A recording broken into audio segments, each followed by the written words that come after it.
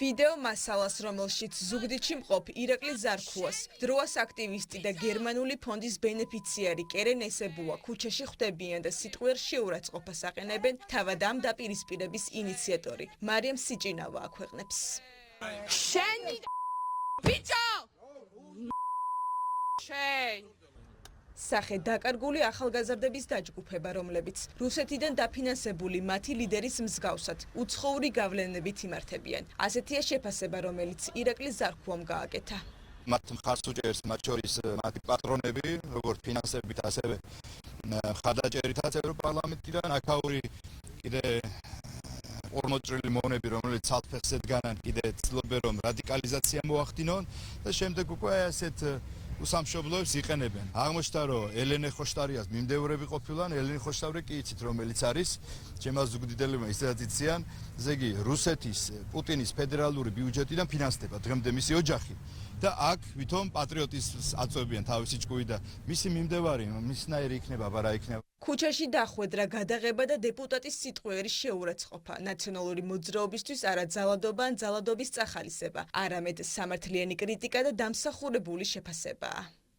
სიცოცხლეს უმწარებენ ადამიანებს, დასაჭერთა სიებში არიან, ქვეყნიდან გაქცევა აიტანოს ბატონმა ზარქუამ. სახელმწიფო ინსტიტუტების წარმომადგენლებზე თავდამსხმელების უკან, რომ ოპოზიციის გარე პატრონები დგანან, საზოგადოებას ეს დღეს მთავრობის მეთაურმა შეახსენა და პირობა დადო, რომ მომავალში მსგავს ძალადობრივ ქმედებებს შესაბამისი რეაგირება მოხდება.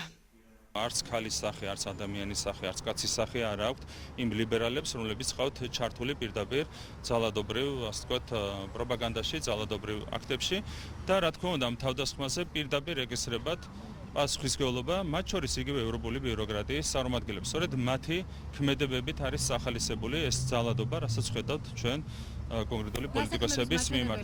რა თქმა უნდა, რეაგირების გარეშე ეს ყველაფერი არ დარჩება. არიან ჩვეულებრივი რადიკალები, მარგინალები, არანაირი რესურსი აღარ გააჩნიათ. ერთადერთი რაც დარჩათ, ადამიანებს მიაყენონ შეურაცხყოფა. ეს არის მათი მთავარი მოქმედების არეალი. ოპოზიციისა და არასამთავრობო ორგანიზაციების აქტივისტთა მორიგ ძალადობრივ ქმედებაში პარლამენტის თავმჯდომარემ ევროპულ ღირებულებად წოდებული სიძულვილის ენა და მათი ევროპელი დამფინანსებლების ორმაგი სტანდარტები ამოიკითხა. გუშინ ევროკავშირის ერთ-ერთმა კომისარმა ქართულ ხალხს მიმართა სიტყვებით: "იყავით ძლიერები, იბრძოლეთ ევროპული ღირებულებებისთვის. ჩვენ თქვენი იმედი გვაქვს."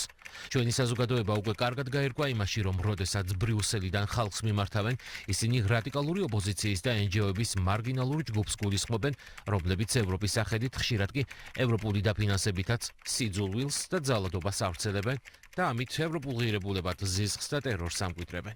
ეს რომაცია ამ მიმართვიდან რამდენიმე საათში დადასტურდა. ბრიუსელიდან წამოსული შეგულიანება გაციებულიც არ იყო, რომ ჯერ ბრიუსელის მოთხოვნით შეწყადებული გვარამიას პარტიის ერთ-ერთმა ლიდერმა გედევან ფოფხაძე 26 მაისს მსხვერპლი დაგვიანონსა, შემდეგ კი ბრიუსელიდან დაფინანსებული დროას ერთ-ერთი ლიდერი მარიამ სიჭინავა ქართული ყურისთვისაც კი ზღვარგადასულად უხამსი ლექსიკითა და მუქარით თავს დაესხა პარლამენტის წევრს. საგანგაშოა, რომ ბრიუსელის და ევროკავშირის საელჩოს ქმედებებით თუ უმოქმედობით, ბრიუსელი სულ უფრო მეტად აიგივებს საკუთარ თავს სიძულვილთან და ძალადობასთან. ირაკლი ზარქუამდე 4 დღით ადრე ერთ-ერთ საკვებ ობიექტში აქტივისტთა ჯგუფი თავს საგარეო კომიტეტის თავმჯდომარეს დაესხა. მაშინ როცა მარიამ ლაშხი ორ მცირეწლოვან შვილთან ერთად სადილობდა.